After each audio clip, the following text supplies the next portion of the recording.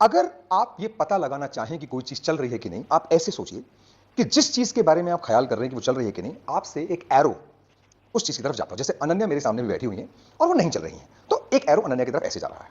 लेकिन अगर वो यहां चल रही होती तो ये एरो ऐसे होता, ऐसे होता, ऐसे होता। क्यों होता मुझे बताओ? क्योंकि वो चल रही है। ऐसा कह रहा हूं। तो अगर इस बात को माने कि that's how we get to know whether an object is moving और not, let's do it for both the people, for Yamini also and for Anay also. Anay is sitting next to me, train has started moving, train is moving, no problem. But if an arrow has to come from Anay to me, Anay मेरे बाजू में बैठा है, वो ऐसे आ रहा है, ये एरो अभी भी ऐसा ही है, ट्रेन चल रही तो भी ऐसा ही है, ट्रेन तेज चलेगी तो भी ऐसे रहेगा। मैं सही कह रहा हूं कि नहीं? तो अकॉर्डिंग टू अनय क्या मेरी पोजीशन बदली? क्या मतलब अनय सही कह रहा है, सर बैठे हैं रेस्ट पर, सही है कि नहीं? अच्छा, यामिनी मेरी वाली खिड़की के ठीक सामने खड़ी है। अनुष्का ने उनसे पूछा सर कहां? उसने कहा सर जा रहे हैं, और ट्रेन चलना शुरू कर दी। तो यामिनी से मेरे तरफ एक एरो आ रहा है, मैं राइट नॉट? और अब ट्रेन जा रही है तो एरो कैसे जाएगा? हाथ से बताइए कैसे जाएगा? ऐसे जाएगा, ऐसे जाएगा।